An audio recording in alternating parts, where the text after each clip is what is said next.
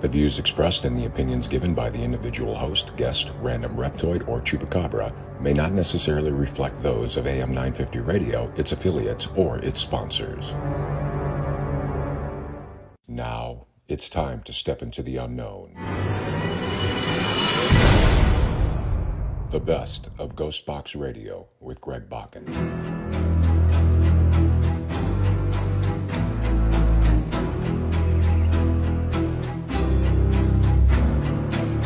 This is the best of Ghostbox Radio with Greg Bakken on AM 950. Tonight we're going to play parts of interviews from 3 different guests. We've had some amazing people appear on the show, and we think that they should be heard from again. Enjoy the show. We are talking with David L. Sloan, who is the author of Robert the Doll. He's also runs Ghost Key West. Go to ghostkeywest.com and see all the tours that they're offering, as well as all the information. You can also order the book through Amazon or go through Ghostbox Radio and go to the link, Ghostbox Book Club, and order it through that. So we have been talking about Robert the Doll, some very eye-opening stuff that is being said here. And it's a very good reminder to people about respect, and not just even about Robert the Doll, but respect anywhere you go. I mean, obviously that's the grand design is always respect, but when you're doing paranormal, respect is very much a big part of it. The question that kind of what's in the chat, a couple people had asked, was there ever any thought to try to remove the spirits from the doll? There's people who try. People at different levels. I noticed there was a comment asking if he has any reactions to clergy. I've had priests come in and rent the fort out to do their own ghost hunts, and there's been no reaction to that. Now it's interesting because in other parts of the fort, we've had close to 100 people burned with their crosses. So there are those types of reactions. But around Robert, I've never seen any reaction like that. And then you get people who come in, because obviously Robert attracts a lot of people who are spiritual on different levels, who are into ghosts on different levels. And so people do try to move his spirit on, without doubt. None of it's ever, official through the museum or anything like that. But a lot of people try to do that, and I don't think they've met with much success. One of the things Cindy Kaza was saying when she was there was that the way the portal's set up is not one that can be closed. That's interesting. And, I personally never really thought about basically a traveling portal is what this is, because, now Robert is pretty much in one spot, but, he hasn't always been that way. I also wanted to quickly say, when you brought up the child spirit, watching the program, the one thing that I had thought about when it looked like that Robert the Doll would get jealous with either Jean or the young lady in the 70s who was putting the other stuffed animals into the rocking chair and put Robert to the side. To me, that immediately felt like to your point, that was a child spirit of some kind, because that just seemed like, we're supposed to be best friends. Who are these other stuffed animals, basically? am I kind of on the right track with that? Yeah, and so after Gene Otto died, he was the boy who had the doll, and then he died when he was 74. So he had Robert for a long time. They say he spent his last 10 years up in the turret room at the house there, kind of losing his mind, and that he was locked in that room with Robert the Doll. And then Myrtle Reuter bought the house, and she became Robert's new mommy. And I talked to her family, and they said that, she treated that doll like it was a child. She really felt there was a child there, and it changed her. So when Robert was donated to the museum, he has a little lion with him, Leo the lion. Yeah. That sits in his lap. That was donated by Myrtle. The donation form says that belonged to Jean, but it's something from the 70s. But you can see, though, it's like, they're a toy that has its own toy. They're definitely treating it as a child. And I think somebody asked about it being separated from Leo. Um, Robert doesn't like drunks.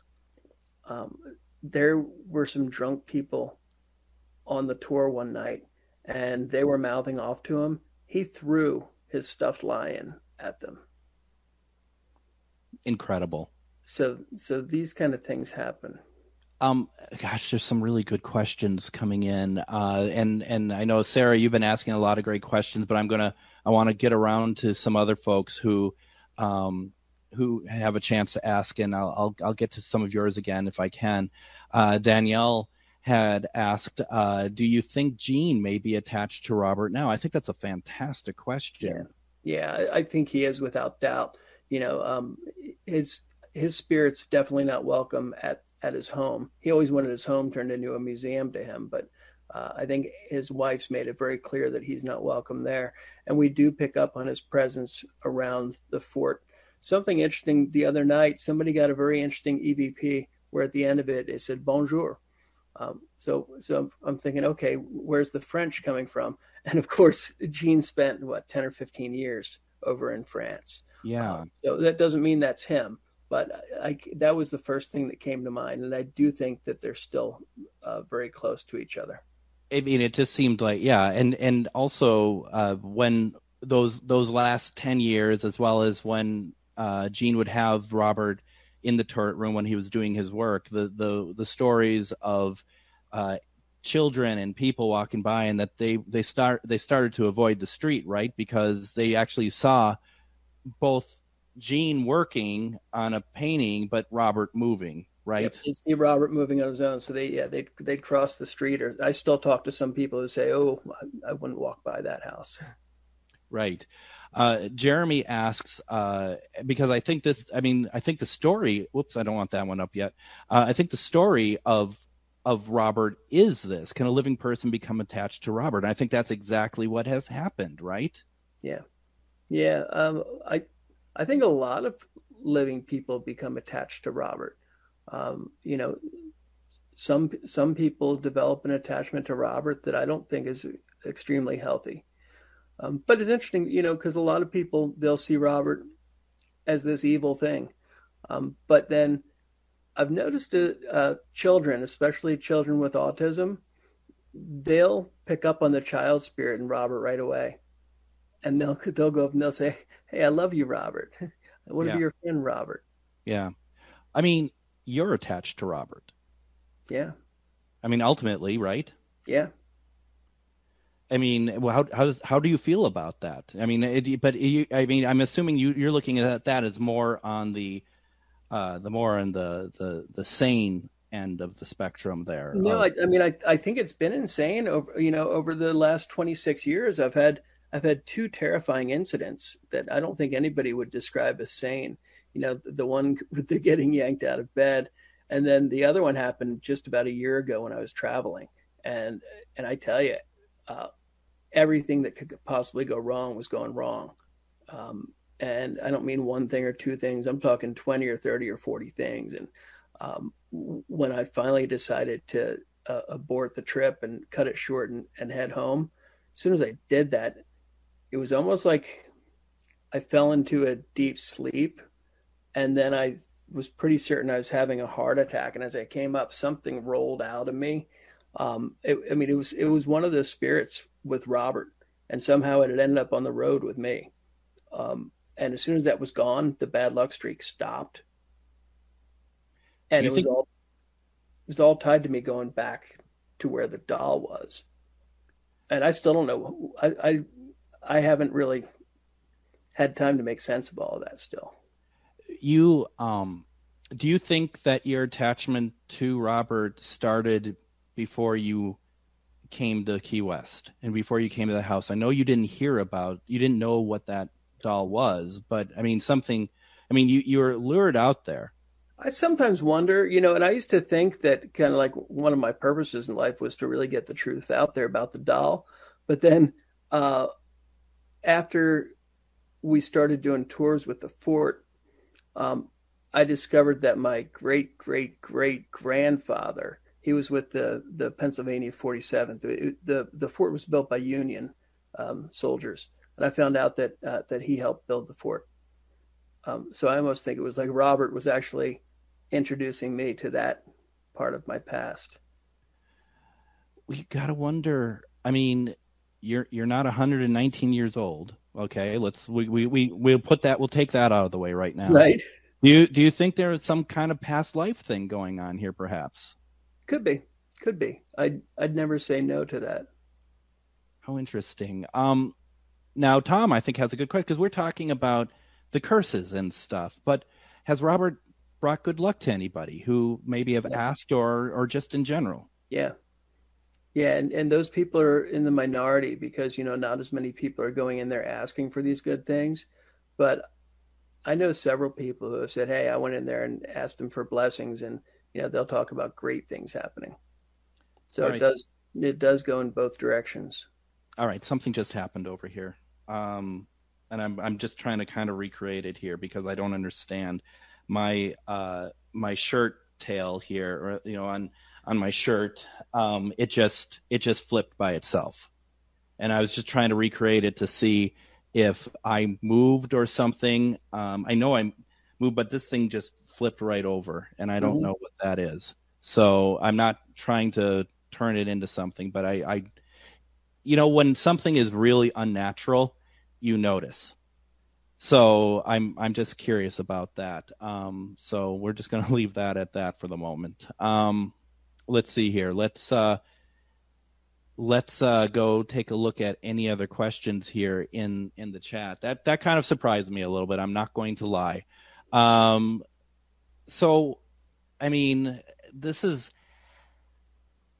it's really, it's such an interesting story here. There's so many layers to this. And what I really find that's very interesting is the seduction that Robert brings to people. And I think it's actually even bigger than like we're talking about with you, which is more of a, if you will, more of an intimate one. But I mean, all of us who are interested by it, it says that there's what, how many people come and visit Robert every year? Yeah. I mean, he some days he'll get 100 visitors. So he's definitely, I mean, Key West is pretty nice too, but a lot of people go to Key West just to see Robert the Doll. And it's interesting because, of course, paranormal tourism is a huge thing, and there's ghost tours in just about every city you go to. And there's a lot of things like this. I think what's very unique about Robert is he's very tangible. So it's not like going here and you might see Robert. You know that you're going to see at least the shell of the doll. Mm-hmm. And a lot of people go through there and then they actually encounter the spirit or one of the spirits attached to him as well. So it's very unique with that, and he's without doubt the world's most haunted doll. Annabelle has had the movies made about her. But when you look at the number of people who report being cursed by Annabelle versus Robert, there's a lot more with Robert, and Annabelle's not very accessible right now. Some people do get to see her, but that's rare. So Robert really is one of a kind. Absolutely. And the thing is I feel like that there's a lot more people who have documented seeing Robert move than Annabelle. And I know it's not meant to be a competition, but right. It is something that is worth noting as well, that there is a lot of, people who don't know these other people, that, there's decades apart between these moments, mm-hmm. that they're all seeing things that is, that's similar. I mean, that's pretty important. So with that, I'm just kind of seeing if there's any questions that I have missed on here, because this is really interesting. And I'm just seeing someone had asked, and I want to ask this question: do you think over time that Robert has become more powerful? Yes and no. Obviously his energy feeds off of other people. One thing that I did find his energy used to be a lot more powerful at the artist house, which is the house where he grew up, and it's this beautiful bed and breakfast right now. Mm-hmm. And his energy was more powerful there but that's when he was still locked up in the back of the museum. He wasn't on display.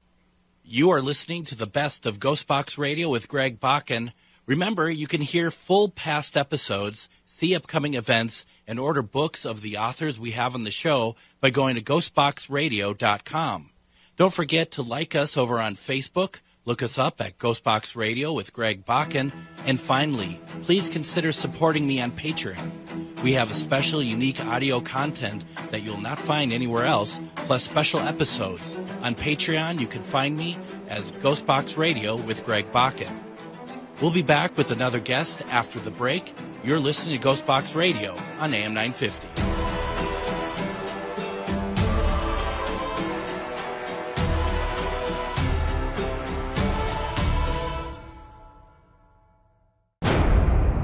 The best of Ghostbox Radio with Greg Bakken. Why don't we talk about pets a little bit? Yeah, I was reading a bunch of the comments that came in on the Ghostbox page and on your page, because a lot of people replied there.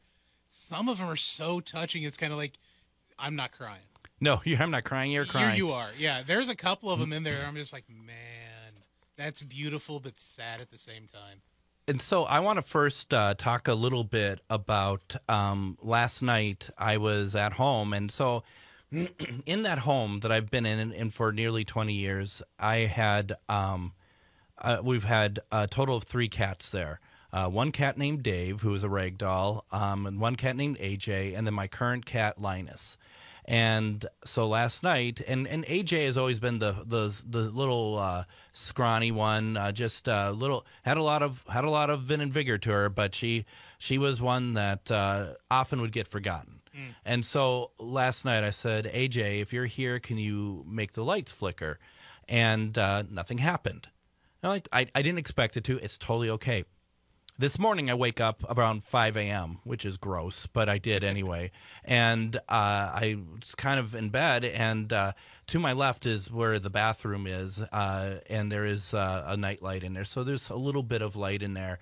And I see this silhouette of a cat walking out of the bathroom, and it's not Linus. How cool is that? I mean, it is absolutely 100% not Linus. And she went behind the clothes basket, because I don't put anything away, and then there was that was really about it. And it was one of those things that I just like, wait, did I just really see that? I mean, I wasn't like half asleep. I was just like, I look over and I see this little creature walking, and I'm like, unbelievable, and it was so sweet. It was her. It was beautiful. I love it. I miss her very, very much. So the question was last week, have you been visited by a pet after they passed? If so, what happened? And boy, folks, did you tell me what happened. So we're gonna read through some of these. And Adam, I think you might have had one too, if I'm not mistaken. Yeah, I did put one in there. Why don't we talk about that in the next segment? Yeah. Okay. And so Lexi starts us off, not from my latest kitty who passed, but my first cat that I had ever. I used to feel a cat jump on my bed at night when I was little, and would go to pet a cat, and there wouldn't be a cat there. Now, Rob Guttrow, who you said that you're just listening to that episode. Yeah, I was. That's one of the things he had said as well. That's most common. I've had that as well. Mm-hmm. I don't know, Adam, if you heard the part where Rob says that that the pets who passed, they actually help find your current pet. Like they connect you. Yeah, I got to that section of it on my lunch break at work when I was listening to that one today, and it makes sense. It really does. It does, and it was funny because, not that I doubted him by any stretch of imagination, but it's just like, I don't know if they told him or whatever. But then Jody, when I was in Stillwater today, we were talking about stuff, and she said the same thing, as she's a medium, and it was like, wow, that's really cool, because I never actually really heard that before. And it makes total sense, because after a pet dies and you decide to finally get another pet, you know, you're going out there blindly, you know, because the pet can't answer you when you're at the pound or at a breeder or wherever you might be getting that pet from. But there is something that will attract you to a certain animal. I think so. And I was really missing Dave, and Linus looks an awful lot like Dave. Oh, right so it's just interesting. Mandy Beach says, yes, different ones in different ways throughout the years. Seeing them out of the corner of my eyes, dreams, which Rob says that's like the number one way that they come back to you. Hearing them meow, yep, heard the jingle of one of my dog's collar tags once, and feeling them jump on the bed at night. And actually, a couple years ago, after my 20-year cat Jezebel passed, I was listening to your Sunday night Ghostbox live show, and I heard her meow come through the spirit box. It had only been a couple of days after she passed, so I was really focused on her coming through, and she did. I remember 2 other people had commented that they heard a meow too, so I knew I didn't just make it up. It was pretty amazing, so thank you for that. That's very nice. Right on. That's very. I miss doing those spirit box sessions. It's just doing this 5 nights a week is, it's just weird. It's just, I don't think I could do 6 lives a week, you know? No, but you did hop on a few weeks ago and do one. I was did. watching that, and that was fun. That was fun. That was a lot of fun. I need to do that again. Lisa says, I haven't seen them, but I have definitely felt them crawling on the bed at night. If it brings me comfort. It's really interesting, kind of keep track of how many people are feeling their animals jumping on the bed. Mm-hmm. Diana says, I wish, and that makes me feel sad because I would like her to be able to experience that. Anne says, yes, our cat Mittens, after having her for 18 years, we heard her meows and saw her shape walking around, kind of like what I just saw. Even the dog looked that direction and went over and sniffed. My husband and I watched it at the same time. That's nice. Wow, that's one of those ones that I did come across on the comments, and I'm like, oh. That is really nice. Let's see here. This is a longer one. Kelly says, my Shih Tzu, Rosie, passed in 2016. Did you have your hand over the button when I was saying that? After battling stomach cancer. She was 14. I was in such deep grief after she passed, I couldn't eat. For a month, I only ingested protein bars twice a day. It was all I could choke down, and lost 30 pounds. About 2 months after she passed, she started visiting me in my dreams. The first time the dream was so real, my grandma, who had passed in 2009, came to me in that dream as well. She told me she had Rosie and was taking excellent care of her. Wow. That's beautiful. When I woke up, I could still smell my grandmother's funeral. Oh, God, perfume. Sorry, perfume. It's my grandmother's perfume. That's one way to ruin a good story, isn't it? Yeah, I can smell my grandmother's funeral because they all have that weird plant, no matter what funeral. They have that. Well, they have that rose smell. Yeah, which odd. Her name's Rosie. My grandma also told me in that dream that she would send signs that Rosie was still with me. To this day, 7 years later, I'll get signs from Rosie and my grandma. Either they'll visit me together or one by one in dreams. Sometimes I see a cardinal, my grandma's favorite bird. I'll randomly see or hear the name Rosie on radio or TV, absolutely, and Rosie isn't a common name. I've had a couple of times when random strangers have given me a rose at concerts, bars, etc., so I know she's still with me. Well, luckily, Bounty doesn't use Rosie anymore as a tag person. The quick where she'd do the quicker picker upper. Wow, that's a pull. That really is. It really is. It shows that I am not young. It shows that I've been around for a while. Jennifer says that I am not positive, but I think so. I still see my old black lab on occasion, mostly at the cabin. Out of the corner of my eye, I do double take, and she's gone. I have heard collar tags jingling when all the other dogs are in for the night. Speaking of jingling, Sarah Beck also says, I heard his collar jingling and felt him jumping on the bed to snuggle in. Also, my kids heard or felt him at different times. He was such a good dog. Moving on, Dale says, one of my dogs passed away later that night. I was in the bathroom and I see her walk in through a closed door. I think she was telling me it was okay. Isn't it something that We have to have them tell us that it's okay, as we are so grief-stricken. Yeah, because, like with a dog, they're almost like, and I hate to say it, but they're like eternally a toddler. Yeah. And, cats, they're man's complacent roommate. I get that. But, a dog almost seems like it needs more care than a cat will. So I know when my dog Annie, when she finally goes, we're going to hear the jingles and we're going to hear her, because she doesn't bark, but she does this little thing. How does that go again? Okay, so that's great. So, that's what we'll end up hearing. Absolutely. Absolutely. Let me do two more before we head into break here. A month after my cat Sabretooth passed in 2006, I had my tonsils out. This is Michelle. Sabretooth and I were soulmates. We had an incredible fur. We had an incredible fur baby and fur mommy connection. His passing devastated me. During my recovery from surgery at home, I was laying in the recliner, trying to sleep the pain away, when I felt something jump on top of me and curled up on the same spot where Sabretooth used to lay on me. I felt his weight on me and was able to pet him, feeling his body but not seeing him. I could also hear his purring. We had no other pets at the time. I knew it was Sabretooth, as he used to lay on me and purr whenever I didn't feel well. I know 100% that he was there to heal me. Isn't that something? That's beautiful, and that's also a really cool name. It is. It is a pretty cool name. It's really good. Cheryl says, my little buddy came to visit me again today.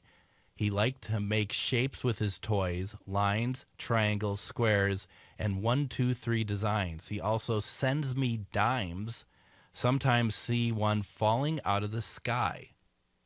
That's kind of cool. Well, yeah. I mean, she also sent me a picture of there's 5 toys, excuse me, and they're kind of like almost shaped in a line, but kind of a pyramid. They start the larger ones at the bottom, and it gets to the top where it's just one, and it's really interesting. Wow. We've been talking about pets in the afterlife, and it sounds like that. All of you are really enjoying hearing these stories. These are really nice to hear. I have one I want to read, and then we'll get Adam to talk about his. Todd says, 3 days after Elvis, my golden retriever of 12.5 years, came to me in a dream.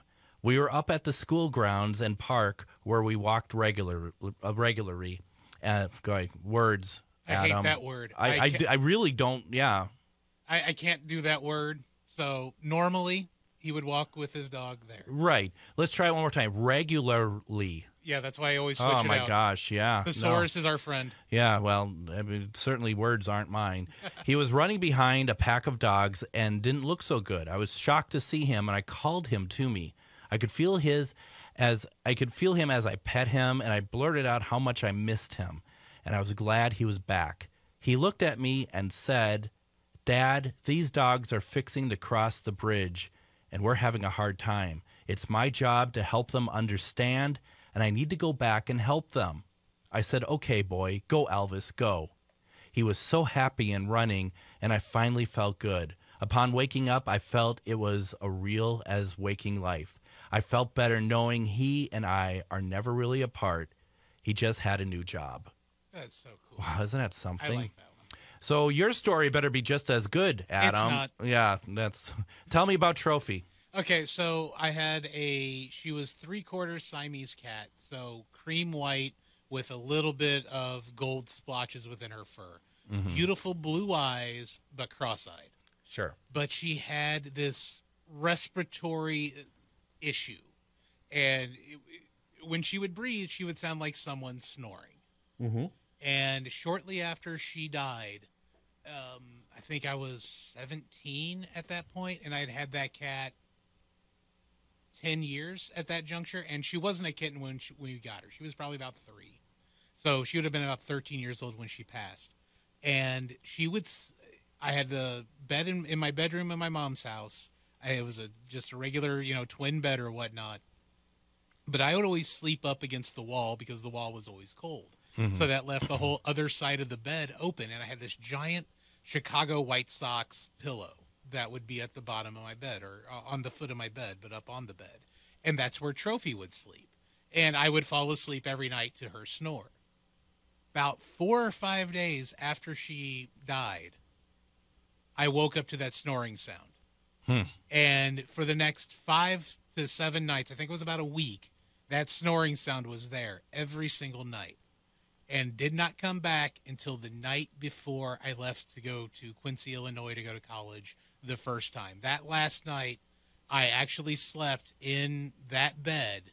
I heard that noise. Wow. And haven't heard it again ever since. But the very last night I slept at my mom's house, really ever living there, Trophy was there that night. That's incredible. That's a great story. That's a great. Oh, thank you. Yeah, you can stay. Okay. No, but that was that's really cool. And you got to think, what was the reason behind that? That Trophy just wanted to kind of. Trophy wasn't done with you, at least in that house. Yeah, I think she wanted to say goodbye. I think her and everybody else knew I was gone for good once I left. Yeah. Wow, that's fantastic. Thank you for sharing that. I think that's really cool. You are listening to the best of Ghostbox Radio with Greg Bakken. Remember, you can hear full past episodes, see upcoming events, and order books of the authors we have on the show by going to ghostboxradio.com. Don't forget to like us over on Facebook, look us up at Ghostbox Radio with Greg Bakken, and finally, please consider supporting me on Patreon. We have a special, unique audio content that you'll not find anywhere else, plus special episodes. On Patreon, you can find me as Ghostbox Radio with Greg Bakken. We'll be back with another guest after the break. You're listening to Ghostbox Radio on AM 950.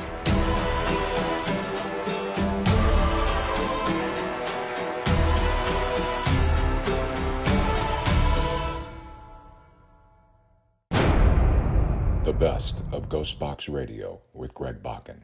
We are having a conversation with Stephen Warren Hill, author of the book you can't get, which is called Silver Screen, 40 Classic Horror Movies, Volume 1, 1920 to 1941. You also did a Volume 2 as well. And, I'm not trying to be rude or anything to people, but you are missing out by not having this. This is a very, very nice book, Steve. Thank you. I am hoping to get these books back into print.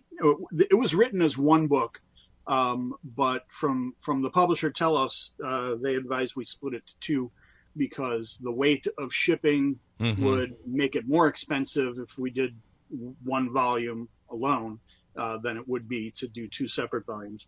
But I'm working on updating and correcting some errors in the books and getting them out. One of the things that I took time to do in these books was tell the reader what the best home video edition was at the time, and that's very, very outdated now. So, things like that are not necessary anymore. There's new information that's out there. So, update them some point in the future. That's my hope. Okay. Nope. That's fantastic. Now, one of the things that we had talked about with Bill was the which I had heard about, and I think it might have even been in some of the documentaries about Frankenstein, and I find it fascinating. It's one of the things I found really like the cultural difference between, 1931 and 2023 is the idea of that the look of the creature. Frankenstein's creature was so frightening to a lot of people that that the whether it's urban legend or what, that people are fainting in the theater upon seeing it. What were you? What are your thoughts on that? Well, I can say that when I was working on my book, I did find a story, and I apologize now for not actually finding this anecdote. It's somewhere buried in my book, and I can't remember which movie or which person. But I remember what they wrote, because they said that they were in the movie theater watching whatever the movie was. Let's say it was Frankenstein. And at one point, a woman in the audience stood up, let out this scream, and went running out of the theater. And I believe mentioned possibly also seeing other audience members swoon at points. Okay. Sure. And described the effect as electrifying, and how it really kind of chilled the audience to the bone at that kind of reaction. Like, yeah, they were feeling it too. They just didn't actually let out the scream and run out of the theater.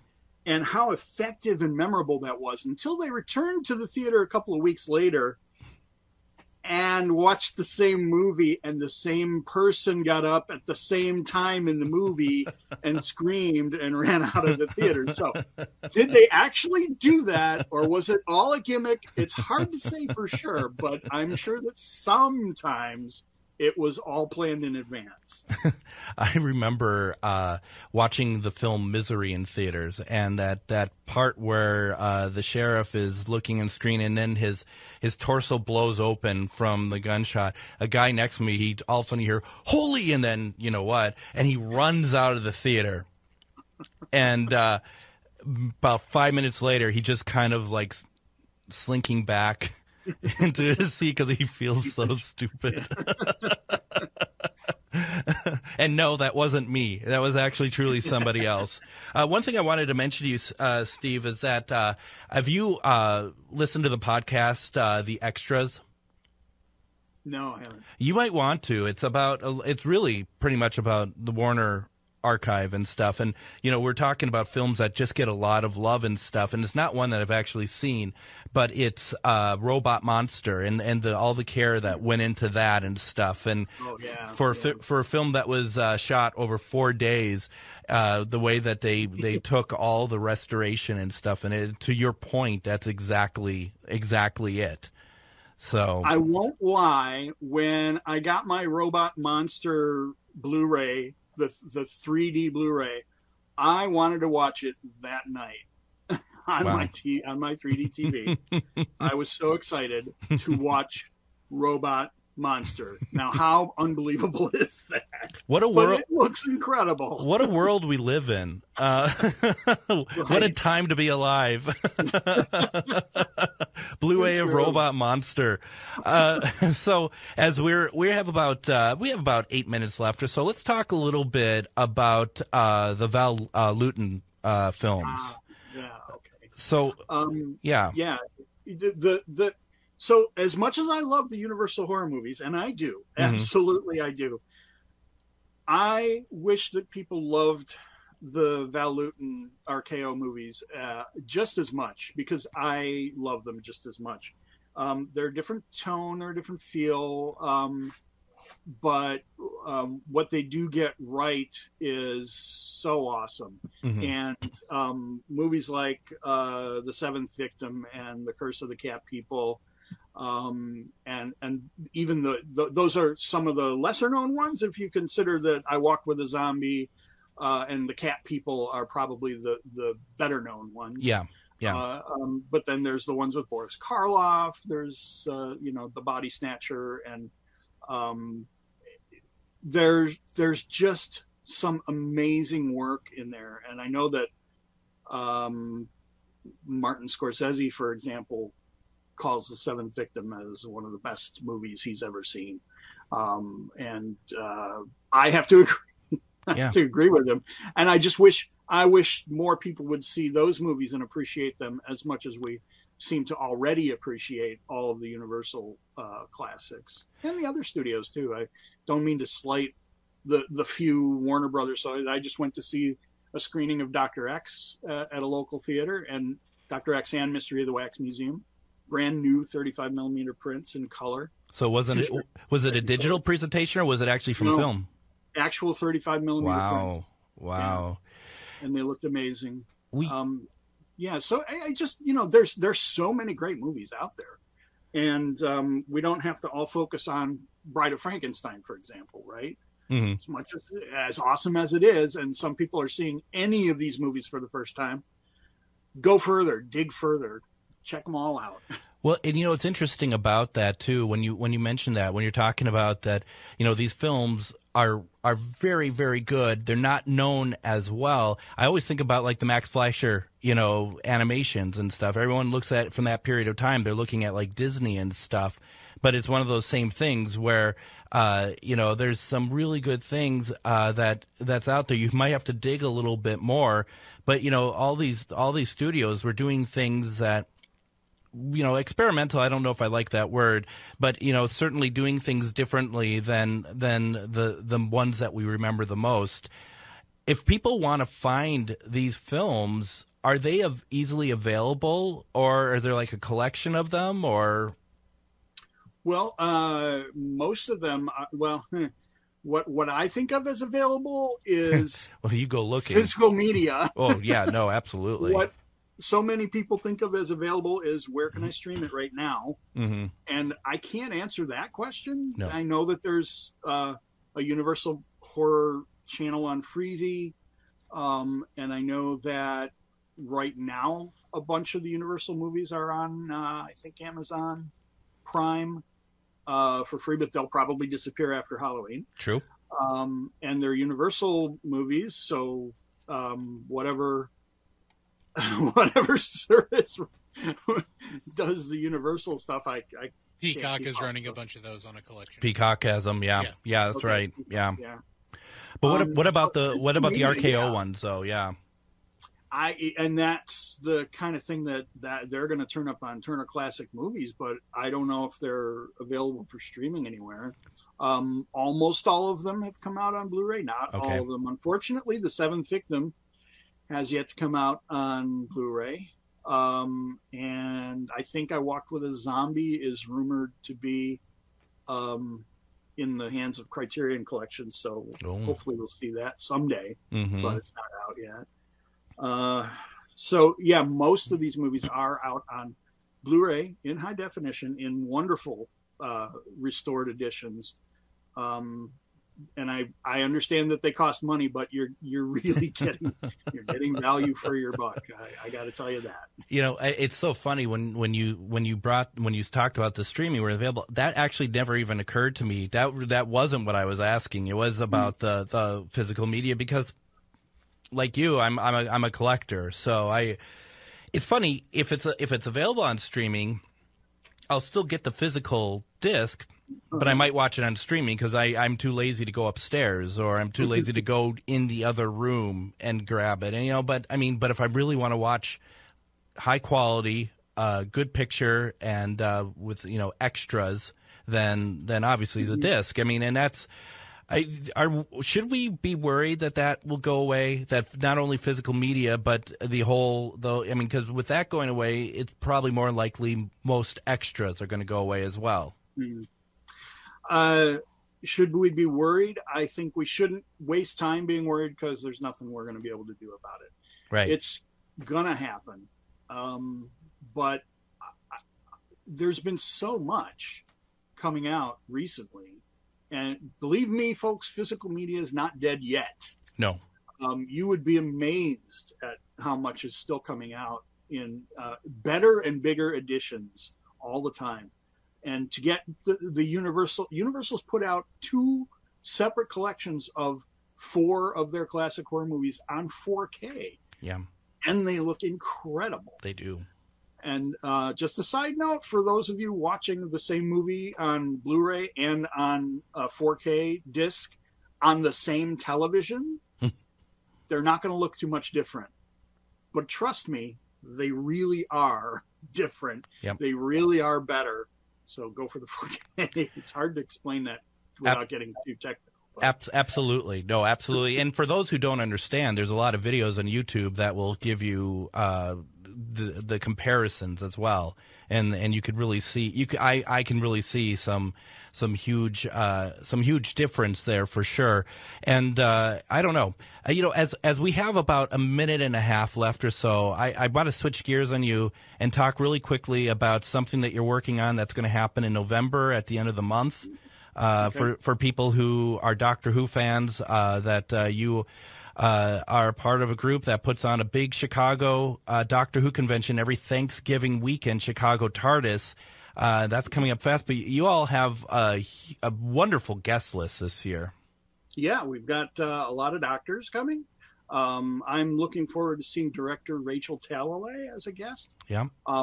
It's going to be Thanksgiving week. It's going to be the weekend of the Doctor Who's 60th anniversary, and we'll have a new episode that weekend, which is just mind-boggling. It is. And I'm the program director for Chicago TARDIS, so you'll see me all weekend long up there. Yeah, absolutely. And to get tickets, go to chicagotardis.com, correct?